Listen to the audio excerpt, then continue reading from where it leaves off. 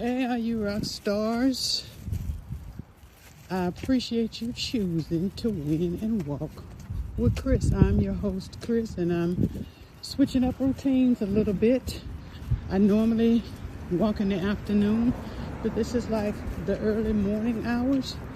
I kind of started yesterday to shake up my circadian rhythm and my a regular routine. Normally I'm out in the afternoons, but I went to the gym yesterday morning and afterwards walked around and felt so good, and I said I'm gonna try to see how many days I can rack up walking in the morning.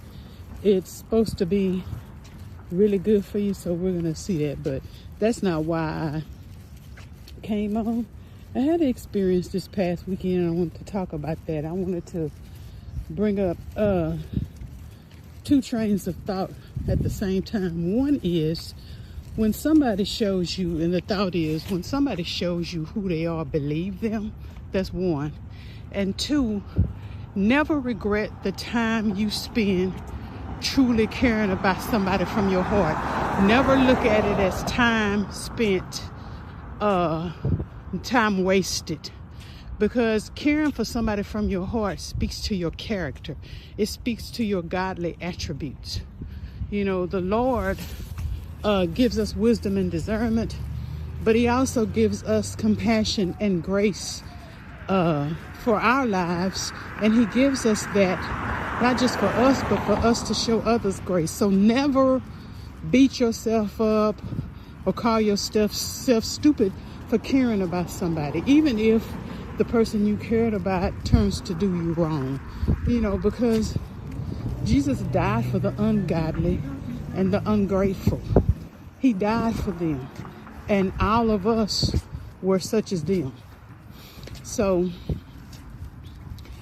I was with a friend of mine Sunday, and we were going to see a friend of hers at her college. So we drove to the college, and it was like an hour away. We'd never been there, and we were excited to see her perform. She's part of the performing arts at her college. She's about to graduate. And so we went and we got there and we looked at the tickets, and it occurred to us, you know what? We're here, we got the tickets, but we don't know which building she's in. And so, you know, the college has several buildings. And so she texted a friend, and the friend was like, yeah, I'm here, just come through the front door. And she was just like, but what building are you in? And so for a long time, her friend said nothing. So we were just circling the college, looking. And it took us an hour and a half to get there. And so we were already like 30 or so minutes late. But we circled around for a whole good hour. And her friend was just like in delaying. It was probably because she was dancing or what have you. But she was delaying and giving us the information as to what building she was in. So it was over, and we didn't find it really until it was all over, because her friend was not willing up front to give her that. Her friend, we explained to her, our friend, hey, you know, we came all this way for you, and da-da-da-da. I mean, where's the building you're in? And at the very, very end, after it was all over, she told us, okay, it's ABC building. Well, the whole time we were circling, we were within walking distance of ABC building, but because we'd never been to the college or the university, we had no idea. So it was just a hot mess. I was mad, my friend was mad. We were just like mad, disappointed, and hurt. So my friend texted her friend and was like, you realize we came all this way and you couldn't be, you know, just gracious enough. Just I realized you had stuff to do and you couldn't be in my beck and call. I get that, you know, but you couldn't have just told us up front where the building is. And she texts back, friend texts back and said, well, they no longer friends, but she texts back and she said, well, you know, I was performing. You know, I wasn't just sitting here twiddling my thumbs. I gave another one of my friends the directions, and she found it just fine. So I don't understand why you couldn't find it, and you were late. So you can't get mad at me because you were late.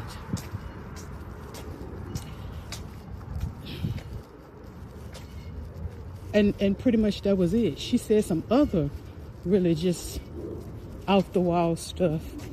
And I was furious. And my friend was furious. And I was just like, well, you know, that's a wrap and that's it. Either you win or you learn. You never lose. And there's two things that we were reminded of, my friend in particular. When somebody shows you who they are, how they really feel, what their true colors are, believe them the first time. See, this friend of ours, we've been friends with for a long time. But it was, and there were signs, I saw signs, but you know, the two friends besides me were closer in a sense than I was to them. And I saw signs, but I was just like, well, I just was sort of like in a monitoring situation. And I saw signs, and I told my friend, I said, look, you know, she is exhibiting some character flaws that are cutesy and demure now, but they have the ability to be, that they can be really nasty later. I'm not telling you not to be friends with her, but I'm telling you they bear watching. And this was years ago. And so the character flaws did become nasty. It was an ungratefulness that was next level. It was, you know, no apology. Sorry y'all came. Sorry y'all spent gas money and came all the way out here. Sorry it took so long. No sorry. Sorry that really none of that had nothing to do with her. But the sorry we needed to hear was, I'm so sorry that y'all didn't get to see me perform. And I'm sorry that I didn't give y'all the directions to the exact building that I was sitting in the whole time. So I told my friend, I said, friend, this is a learning experience. Ride for those who ride with you. The minute somebody shows you they're not willing to ride with you, don't beef with them online. Don't act a fool, but pray and let it go. Speak your mind, speak your piece. Hey, and that's what my friend did. She was just like, hey, you know, and when she was saying, you know, why didn't you tell us? This was the response she got back. I said, well, you've spoken your piece, friend, so we're gonna wish her well in her future endeavors. Pray for her soul, because that's really wicked. And we'll shake the dust off and we'll keep it moving. It's hurtful, but it's better you know now, because I'm looking at the friend who I love, and I know that God has something for both of them, but one of them is going to take time and chance to happen in not a good way for her to be able to understand really what it is she's doing. But the other friend who I love dearly is ready for what God has for her. And I told her, I said, this could have been God's way. Y'all have been friends since you were little. But character flaws like this don't go away. They get worse. And where God is getting ready to take you, sometimes everybody can't go. Even your closest friends, even those you loved and you truly considered that were good to you at one time, even those can't go, because they have the ability and the inside intel to mess up or try to mess up what God has for you. And you don't want that. You don't want that, and God doesn't want that, because he's done so much work in you to get you to the place where you're able to receive his blessing and not fumble it. But he had to get rid of her to keep her from messing up your blessing. It's painful, but it was necessary. I said, so, you know, when somebody shows you who they are, believe them. Always believe them.